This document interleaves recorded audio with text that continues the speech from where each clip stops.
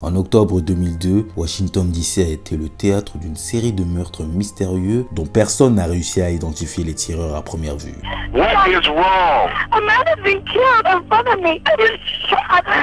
I don't know. Right here by the post office. Please, he's been shot about 2 minutes. Les hommes ont terrorisé la capitale américaine au point que toute activité scolaire à l'extérieur a été annulée et que les gens avaient même peur à l'idée de faire leur plein d'essence. Chaque sortie était un pari avec sa propre vie car il fallait accepter le fait que les tirs et les cibles étaient complètement aléatoires. Les deux hommes sont aujourd'hui bien connus et hors d'état de nuire. Laissez-moi vous raconter l'histoire de John Mohamed et Lee Malvo, surnommés les snipers de Washington.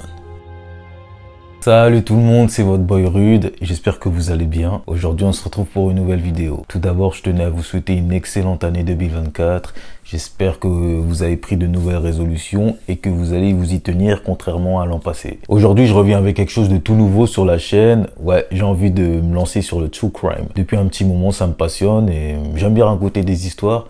Donc pourquoi pas essayer, tiens. Dans la francophonie, j'ai seulement vu 2 vidéos concernant John Mohamed et Lee Malvo, donc je m'étais dit, allez, pourquoi pas essayer et en même temps ramener plus de détails, de précisions et surtout la raconter à ma manière. Bon, on va arrêter de trop parler, je vais pas abuser de l'intro, sans plus attendre, c'est parti.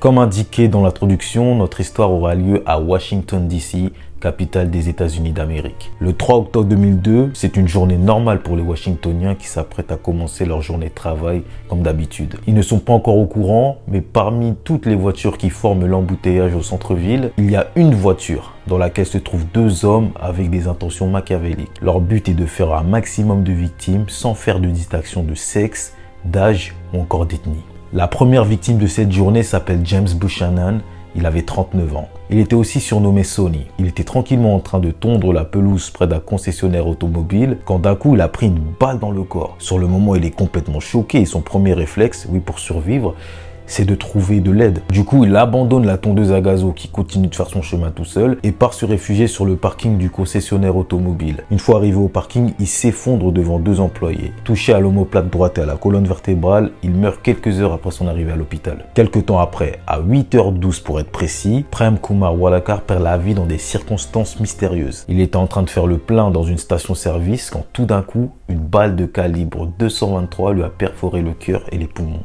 What is wrong? A man has been killed in front of me. I was shot. I don't know. Le tireur était caché entre 2 buissons de l'autre côté de la route. Il y avait déjà un médecin sur place qui a tenté de réanimer l'homme, mais c'était trop tard. Il a perdu la vie directement sur le coup. 25 minutes après Walakar, à 8h37 exactement, c'est au tour de Sarah Ramos de perdre la vie. Sarah Ramos, c'était une dame de 34 ans, d'origine salvadorienne, nounou et femme de ménage. Elle était assise sur un banc en train de lire un livre en attendant l'arrivée de son patron devant le restaurant Crips and Juicy. Elle ne sait pas à ce moment-là, mais l'homme qui va lui ôter la vie se trouve juste en face d'elle, sur le parking. La balle part, transperce le crâne de Sarah et traverse la vitre du restaurant. Les autorités ont directement été alertées, mais trop tard. Sarah a perdu la vie et n'a pas pu être sauvée malheureusement. 1 heure plus tard, c'est Lori Lewis Rivera qui perd la vie. La jeune femme de 25 ans était en train de passer l'aspirateur dans sa voiture dans une station-service. Si vous avez bien remarqué, c'est un meurtre assez similaire à Walakar qui est mort 1 heure avant. La dernière victime de cette journée morbide a été Pascal Charlotte. L'homme de 72 ans a été abattu alors qu'il traversait tranquillement la route. Là, je viens seulement de vous citer 6 meurtres sur tout le carnage qui a eu lieu à Washington pendant 3 semaines. John et Lee ont semé le chaos dans la ville et ont mis plus d'une famille en deuil. Au total, on leur a filé 23 fusillades, 23 blessés et 17 morts. Là, vous devez être comme moi, vous demandez mais comment ils ont fait pour tuer autant de personnes dans un laps de temps aussi réduit, sans se faire repérer, sans alerter les policiers, sans faire d'erreur? Et aussi, quel est le mobile de l'attaque? Qui sont ces gens? Pourquoi ils se sont levés un matin et ont décidé d'abattre des gens de manière complètement aléatoire? Je vais répondre à vos questions tout de suite.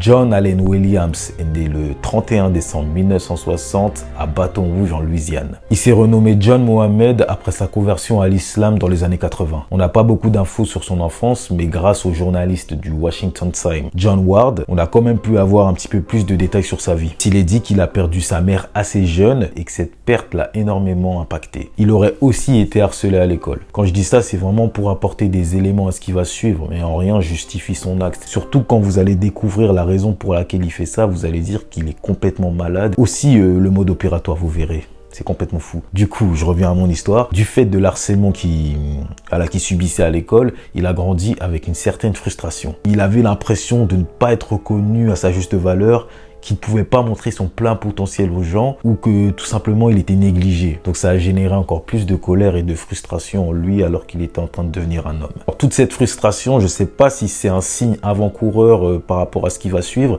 mais je pense que c'est important de le préciser pour bien comprendre la relation qu'il aura avec Lee plus tard. Une fois arrivé à l'âge adulte, il rencontre en 1983 sa future femme Mildred. À peu près dans cette période, John a envie d'intégrer l'armée, mais ça risque d'être un petit peu compliqué pour lui étant donné qu'il ne sait pas lire. Donc Mildred l'a aidé et lui a appris à lire. Après ça, il a pu être admis à l'armée et a été obligé d'emménager à Washington DC.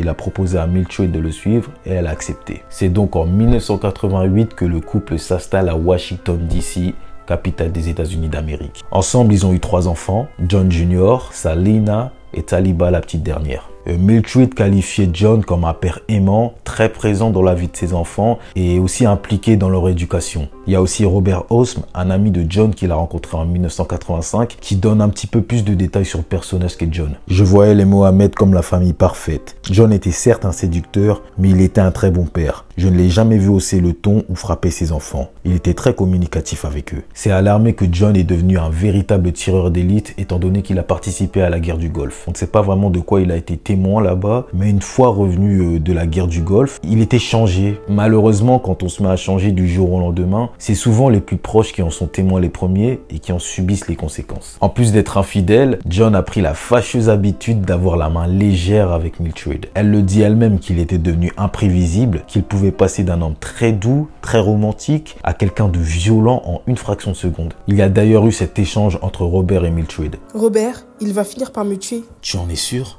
Oui, si l'occasion se présente, il n'hésitera pas une seule seconde. N'en pouvant plus de ses infidélités et de ses violences physiques, elle a demandé le divorce en 1999, soit 1 an après leur mariage. Cette rupture n'a pas du tout plu à John, étant donné qu'il savait qu'il risquait de perdre la garde de ses enfants, étant donné qu'il était violent, et donc ne plus jamais les revoir. Et du coup, qu'est-ce qu'il a décidé de faire? Les kidnapper et partir aux Caraïbes avec eux. Une fois arrivé aux Caraïbes, John vit en se débrouillant. Il se met à fabriquer des faux documents comme des visas, des cartes d'identité ou des permis de travail pour travailler aux États-Unis. Oui, avec 3 000 $, John peut vous faire entrer illégalement sur le territoire américain. Bien évidemment, Mildred à ce moment-là est à la recherche de ses 3 enfants et craint de ne plus pouvoir les revoir. John décide finalement de revenir aux États-Unis en 2001 et a cette fois-ci 4 enfants en charge. Bon, le 4e, vous verrez c'est qui, ça arrive tout de suite. John inscrit ses 3 enfants biologiques dans une école et ils sont très rapidement localisés, pris en charge par le FBI et remis à leur mère. Le 4 septembre 2001, une audience a lieu entre Mildred et John concernant la garde des enfants. You both solemnly swear or affirm that any testimony you're about to provide will be the truth, the whole truth, and nothing but the truth? Yes, sir. Yes, sir. Sir, what is your name? Sir, my legal name is John Alvin Muhammad. Sir, what is your date of birth? December 31st, 1960. Can you please tell me what's going on? There is a parenting plan that was entered by the court on October 6, 2000, last year. I was not aware of that. Sir, the children was never missing. According to the court's order, they're going with mother. Are you telling me the reason why I don't have my children and won't be able to keep my children because I don't have the proper paperwork yet? Le verdict tombe et John perd définitivement la garde de ses enfants. Il a tenté de faire appel à des avocats, mais en vain. Rien n'a changé. Et quand John se trouvait sur le front, ses enfants lui manquaient terriblement. Donc d'un coup, se dire qu'il ne pourra plus les voir et plus s'occuper d'eux, ça a dû le détruire au plus profond de lui. À ce moment-là, il est au plus bas et commence peu à peu à tomber en dépression. Mais après la dépression vient la haine, la colère, et John commence à avoir des idées assez sombres. Mais pour aller au bout de ses idées, il a besoin de quelqu'un qui l'obéirait au doigt et à l'œil et qui serait prêt à mourir pour lui également. C'est alors qu'intervient Leibold Malvo. Le garçon est né le 18 février 1985 à Kingston en Jamaïque. Il est le fruit de l'union de Leslie Malvo et de Yuna James. Le couple se sépare quelques années après la naissance de leur enfant et c'est Yuna qui prend la charge du petit. Si vous vous intéressez un minimum au true crime, vous savez que la plupart des tueurs en série ont eu des enfances catastrophiques. Lee n'échappe pas à la règle. Il a reçu une éducation très stricte de la part de sa mère. Elle tenait vraiment à ce que son fils soit obéissant. S'il désobéissait ou faisait mal une tâche comme par exemple la vaisselle, Il se faisait littéralement massacrer par sa mère. En plus de ça, elle avait pris la mauvaise habitude, voilà, de l'abandonner, de le laisser, de partir faire sa vie. Et le petit Lee se retrouve livré à lui-même dans la nature. Il a même pas 10 ans et il est quasiment orphelin. Sa mère ne s'occupe pas de lui et son père ne lui donne plus de nouvelles. Là, on peut clairement dire que Yuna n'a pas l'instinct maternel. Et je pense qu'abandonner un enfant de cette manière, c'est mauvais pour son bon développement. Les enfants, ils ont besoin d'énormément d'attention, d'amour et de se sentir valorisés. Car quelque part, on a tous été des enfants. On a cherché à ressembler à notre père ou à notre mère. C'était nos héros et on cherchait constamment à avoir leur validation. Les phrases du type « c'est bien fiston », c'était notre salaire. Enfin moi ça l'était en tout cas. Après l'abandon de trop, Lee commence à faire savoir à sa mère qu'il a des idées noires et qu'il pense à se faire du mal. Le gamin a à peine 10 ans et il pense déjà au En plus de ça, il est en constante recherche de figure paternelle. Pendant ce temps-là, sa mère, Yuna, n'a qu'une idée en tête. Quitter la Jamaïque pour rejoindre les États-Unis. Et elle est prête à tout pour ça, quitte à se sacrifier elle ou son fils.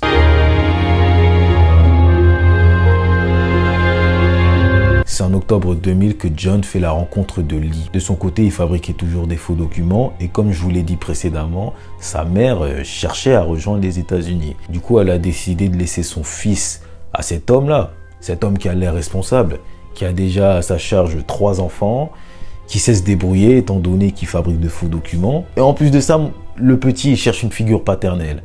Donc tout est bon, allez, pars aux États-Unis mon fils. Elle l'a fait bien évidemment dans l'objectif de le rejoindre plus tard. Si elle savait à qui elle a confié son fils. John et Lee vivent maintenant ensemble dans un foyer de Washington. L'enfant jamaïcain crée un vrai lien avec les enfants de John et il est ainsi considéré comme leur grand frère. Bien évidemment, on est peu de temps avant que John perde la garde définitive de ses enfants. Là, on a affaire à une vraie relation père-fils entre John et Lee, dans laquelle les deux parties ont quelque chose à gagner. D'un côté, on a Lee qui est à la recherche d'une figure paternelle, et de l'autre, on a John qui a enfin quelqu'un à qui il pourra montrer son plein potentiel. L'un veut enseigner, l'autre apprendre, donc tout est bénef. Et il est important de savoir que Lee admirait John.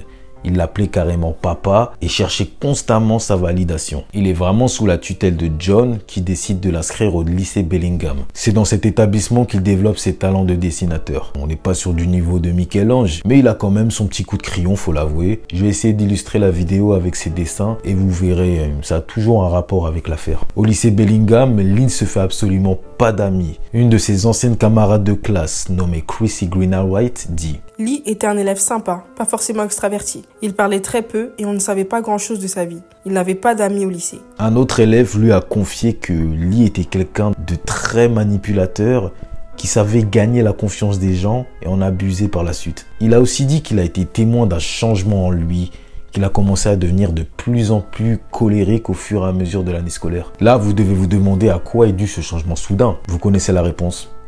John, l'homme de 38 ans, a vu Lee comme quelqu'un de maniable qui pourrait l'aider à atteindre sa quête. Aussi qu'il pourrait faire de lui une véritable machine à tuer. John a d'ailleurs converti Lee à l'islam en 2001. Lorsqu'ils ne sont que tous les deux, John tient des discours politiques et monte la tête de Lee. Il lui dit qu'il souhaite faire une révolution et renverser le gouvernement qui leur fait du mal. John savait que Lee était vulnérable du fait de son passé et il en a profité. Chaque soir après les cours, John emmène Lee au stand de tir pour perfectionner sa précision. Apparemment, le petit était très bon, même autant que John qui lui a participé à la guerre du Golfe pour vous dire. C'est donc dans cette période-là que le changement est venu. D'ailleurs, Chrissy a aussi dit: Une fois, après avoir regardé un film en classe, un élève a demandé quelles armes étaient utilisées dans le film. Lee a alors levé la main et les a toutes énumérées sans se tromper. En plus de ça, Lee se met à jouer à des jeux vidéo et à regarder en boucle le film The Matrix. John conditionne Lee et lui donne un mode de vie assez particulier à base de pompes, d'abdos, voilà, des exercices physiques. Aussi, il lui apprend à ne se contenter que d'un seul repas par jour.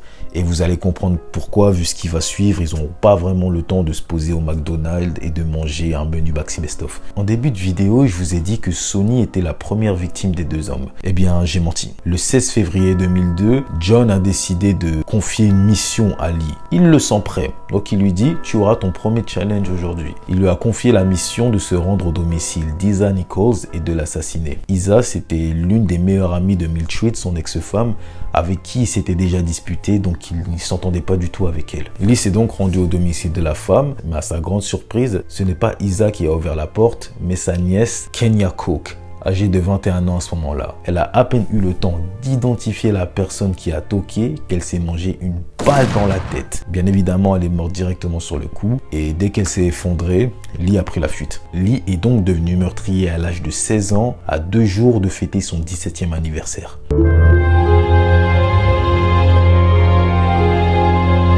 Comme je l'ai dit plus tôt, John et Lee arrivent à abattre plusieurs personnes dans un laps de temps assez réduit, sans jamais se faire repérer. Et pour ce faire, les deux hommes ont un véhicule modifié à leur disposition. Une Chevrolet Caprice bleu foncé de 1989. John a coupé le pare-feu qui se trouve au niveau du siège arrière du véhicule, ce qui permet de dissimuler plus facilement une arme ou de passer de la planche arrière de la voiture au coffre sans sortir du véhicule. Aussi, John a laissé un petit orifice au niveau du pare-choc arrière de la voiture pour laisser passer le canon de l'arme et pouvoir viser les usagers. Il a aussi mis en place un dispositif permettant d'élever le coffre de la voiture, mais seulement de quelques centimètres pour ne pas se faire repérer. Le plan était donc le suivant. Les deux hommes partent en chasse, John observe, quand tout est bon, Lee passe du siège arrière au coffre sans sortir de la voiture étant donné que le pare-feu a été coupé, prend l'arme, vise et au signal de John, il tire.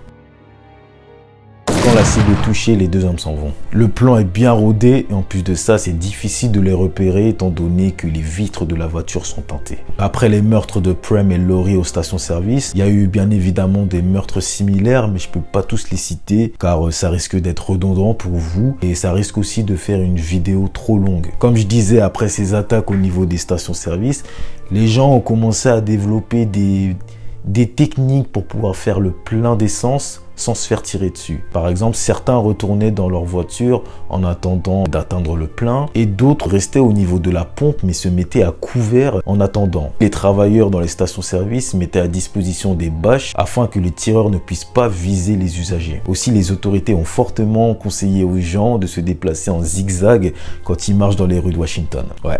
On en arrive là. Le 7 octobre 2002, Iran Brown se rend à son collège comme à son habitude. Le jeune gamin à 13 ans marche tranquillement quand d'un coup, il sent une douleur mais abominable au niveau de son ventre. Il ne l'a jamais ressenti auparavant, mais il sait qu'il s'est fait tirer dessus étant donné qu'il a entendu parler des différentes attaques dans sa ville. Il s'effondre immédiatement. Le gamin, pour vous dire, il a perdu pas loin d'1 litre de sang. Le pronostic vital a été engagé, mais miraculeusement, il a survécu. À partir de ce moment-là, ça a commencé à devenir tendu pour les autorités parce qu'ils ont compris que le tueur, parce que oui, ils pensaient qu'il était seul au début, ne s'attaquait pas qu'aux adultes, mais aussi aux enfants. Plus les meurtres s'enchaînent, plus les tueurs gagnent en confiance. Ils la gagnent au point d'écrire des notes à la police. Dans ces notes, ils réclament la somme de 10 millions de dollars pour arrêter les massacres. Les deux hommes aiment vraiment, mais vraiment jouer avec le feu. On a notamment la vidéosurveillance de ce bar dans lequel on voit John rentrer dedans et augmenter le volume de la télé quand ça parle des massacres de Washington aux infos. Les meurtres s'enchaînent, la confiance augmente.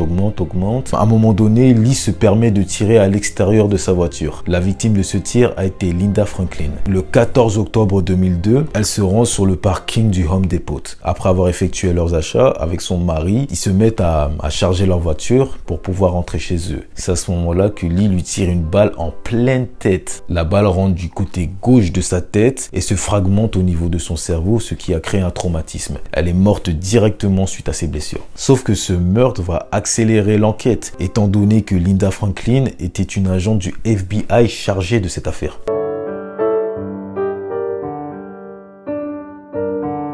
Au tout début, les enquêteurs étaient partis sur la piste d'une camionnette blanche car il y avait un témoin lors de l'assassinat de Sarah Ramos. Ce dernier a rapporté que dès que la femme s'est effondrée, une camionnette blanche a quitté la scène de crime. Rapidement, les enquêteurs comprennent qu'ils sont sur une fausse piste et abandonnent l'idée. Pendant ce temps-là, le dernier meurtre des deux hommes a lieu, celui de Conrad Johnson, le 22 octobre 2002 à 5h55. Le chauffeur de bus se tient près de son bus et se met à le nettoyer en attendant que son trajet commence. Quand d'un coup, un tir venant de la forêt lui déchire le foie. Right here by the post office. Please, he's been shot about 2 minutes. He's been laying here, sir. Please hurry up. I'm scared. L'homme a été directement transporté à l'hôpital pour une opération chirurgicale d'urgence, mais il décède quelques heures après son arrivée à l'hôpital, malheureusement. Il laisse ainsi derrière lui 2 enfants. Cette mort-là, elle est assez marquante parce que Conrad, c'était un homme gentil, comme je viens de le dire, et il transportait souvent une vieille dame qui avait peur à l'idée de sortir en la rassurant un maximum. Il lui disait, vous inquiétez pas madame, avant de vous avoir, ils doivent m'avoir moi, avec moi, pas de souci, vous êtes en sécurité. Après ce 17e meurtre en 3 semaines, les enquêteurs ont décidé de prendre un petit peu plus de recul par rapport à l'affaire. Ils ont décidé d'étudier toutes les fusillades cas par cas. Et ils remarquent que quelques temps avant les tueries, il y a eu un braquage dans un magasin d'alcool et 2 employés ont été tués. Ils comprennent que Lee est le tireur étant donné que ses empreintes digitales ont été retrouvées sur la scène de crime. Ils le retrouvent assez facilement car Lee est déjà dans leur base de données. Je rappelle qu'il est rentré illégalement sur le territoire américain et qu'une caution d'un petit peu plus de 1000 $ a été payée pour le libérer. La rumeur commence peu à peu à s'étendre, qu'on a potentiellement identifié l'un des tireurs, ou le tireur, et elle arrive aux oreilles de Robert Holmes, l'ami de John. Lui, de son côté, il s'intéresse vraiment beaucoup à l'affaire, il enquête. Il est au courant que John est avec Lee. Donc immédiatement, il les associe et il se dit non, le petit, il fait pas ça tout seul, il est forcément avec quelqu'un. Et en plus de ça, il entend voilà, des bruits de couloir disant que ce n'est pas un tueur, mais 2 tueurs qui travaillent ensemble. L'un observe et l'autre tire. Donc là, ça tilte dans sa tête et il décide de passer l'appel le plus difficile de sa vie, étant donné qu'il risque d'inculper l'un de ses amis. Il a donc appelé le FBI pour leur dire qu'il pense que les tireurs sont Lee Malvo et John Mohamed. Les autorités lui demandent mais qu'est-ce qui vous fait penser ça? Et il répond que John est situé du côté est de la ville et que Mildred est aussi dans cette même ville avec leurs enfants. Donc là, peu à peu, vous commencez à voir le mobile réel de toutes ces attaques. En fait, John avait comme objectif de retrouver sa femme Mildred, de l'abattre et de récupérer les enfants. Là, vous vous demandez mais pourquoi toutes ces attaques? Pourquoi s'en prendre à des innocents? Ils ont rien fait, il aurait pu directement partir à la recherche de Mildred. Eh ben, il est là le souci, parce qu'il sait qu'elle est dans la ville, mais elle sort pas de sa tanière étant donné qu'elle sait que son mari est dangereux, imprévisible et qui pourrait lui faire du mal. John voulait en réalité abattre un maximum de personnes pour que Mildred prenne peur et décide de sortir de sa cachette et pouvoir l'abattre dans les rues de Washington. Mais ça, c'est pas passé comme ça. Quelques heures après la mort de Conrad, un mandat d'arrêt est émis au domicile des 2 hommes, mais quand la police arrive sur place, ils ne sont pas présents. Le 23 octobre, soit le lendemain, à minuit 05 pour être précis, une conférence de presse a eu lieu et le véhicule recherché est identifié. Une Chevrolet Caprice bleu foncé de 1989, dont la plaque d'immatriculation est NDA21Z. On est bien sur le bon véhicule, les enquêteurs ont tout bon. Merci énormément Robert, tu es un héros. Mouah.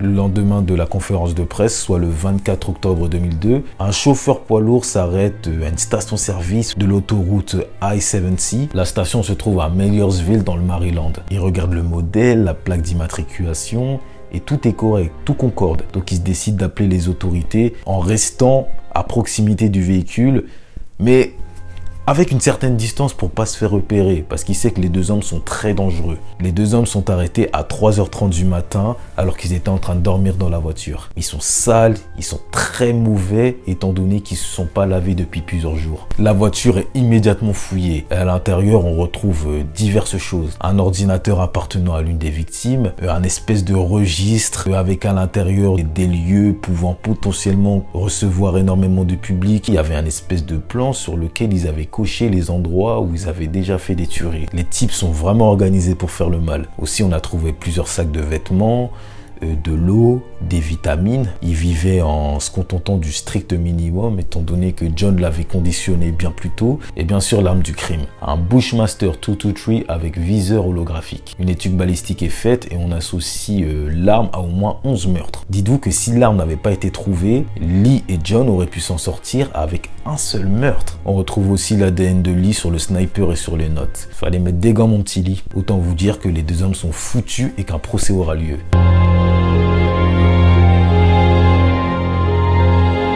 Le procès a lieu assez rapidement après leur arrestation et Lee coopère directement. Il plaide aussi coupable pour toutes les charges retenues contre lui. Il donne aussi des explications aux psychologues. Si vous voulez me comprendre, regardez le personnage de Keanu Reeves dans le film The Matrix. J'ai pas du tout regardé le film The Matrix étant donné que c'est pas mon délire, mais j'ai fait mes petites recherches et Keanu en vrai c'est un mentor charismatique qui a une quête, qui a un objectif et qui veut renverser un gouvernement maléfique qui a servi l'humanité. C'est des bêtises et laissez tomber. Je comprends pourquoi j'aime pas ça. Regardez comment ça bousille le cerveau des gens. Évidemment c'est John qui a obligé Lee à consommer ce genre de contenu. Il ajoute aussi que John aimait l'emmener en forêt pour chasser pendant des heures et qu'il l'attachait à des arbres pour travailler sa résistance en cas d'un éventuel interrogatoire de police. Autant vous dire que tout ça, ça a servi à rien étant donné qu'il a bavé directement. De son côté, John est interrogé mais reste muet. Les seuls moments où il a pu parler, c'est pour dire qu'il a été piégé par les enquêteurs, que l'ordi trouvé dans la voiture, c'est pas le sien, qu'il cherche seulement à l'incriminer. Mais ça a dû vraiment être compliqué pour les familles des victimes et même pour les survivants de toutes ces attaques d'affronter John, l'homme qui a détruit leur vie au tribunal, et que lui en retour il nie toute implication ou qu'il garde le silence. Voilà, il montre aucune culpabilité. Et ça a été le cas de Paul Laroufa qui a survécu à une balle dans le ventre. C'est difficile pour le gars qui sera marqué à vie de voir son agresseur se dédouaner de toute responsabilité. La seule chose qu'il trouve à leur dire, certes j'étais là, mais j'ai rien fait, je ne suis pas responsable. Bien évidemment, au vu du pouvoir qu'il avait sur Lee, le statut Triggerman s'applique. Ce statut stipule que si le suspect est un complice direct ou agent responsable de la fusillade, il doit être retenu responsable. Et c'est clairement le cas là. Le 10 mars 2004, le verdict tombe pour John. Il est reconnu coupable de toutes les charges qui sont retenues contre lui et condamné à la peine de mort. Lee doit attendre 2 ans avant de connaître sa peine. Le 8 novembre 2006, le verdict tombe de son côté. Lui aussi, il est reconnu coupable de toutes les charges qui sont retenues contre lui et condamné à la prison à vie sans possibilité de libération conditionnelle. Même s'il était mineur au moment des faits, vu l'atrocité de ses actes, Lee aurait pu lui aussi être condamné à la peine de mort. La seule chose qui a permis de sauver, entre guillemets, Lee, c'est que les psychologues ont réussi à prouver qu'il avait une dépendance psychologique vis-à-vis de John. Dewey Cornell, un psychologue qui a passé 53 heures avec Lee, a gardé contact avec lui une fois qu'il était incarcéré. Et il a dit qu'il est passé d'un jeune soldat endoctriné, je reprends ces mots, au moment de leur rencontre, à un gamin de 17 ans tout à fait normal une fois qu'il était derrière les barreaux. Donc c'est pour vous dire à quel point John avait une mauvaise influence sur ce garçon. John est finalement exécuté le 10 novembre 2009 par injection létale. Il avait 48 ans. Au moment où je tourne la vidéo, Lee est toujours en prison et a 38 ans. J'espère que la vidéo vous a plu, mais en tout cas ça a été un plaisir de la tourner, de faire les recherches, de l'écrire. Je veux vos avis dans les commentaires tout simplement. Pensez-vous que Lee aurait pu commettre toutes ces atrocités sans avoir rencontré John? Parce que le type est devenu serial killer à seulement 17 ans. Dites-moi si je suis bon dans le true crime, si j'ai le vocabulaire adéquat, si je suis pas assez à l'aise quand je parle, dites-moi tout. S'il y a des choses à améliorer, moi je suis preneur. Bon, je vous dis à bientôt. J'ai d'autres vidéos du même genre en tête. Si celle-là elle plaît, on va continuer tout simplement. Allez, peace.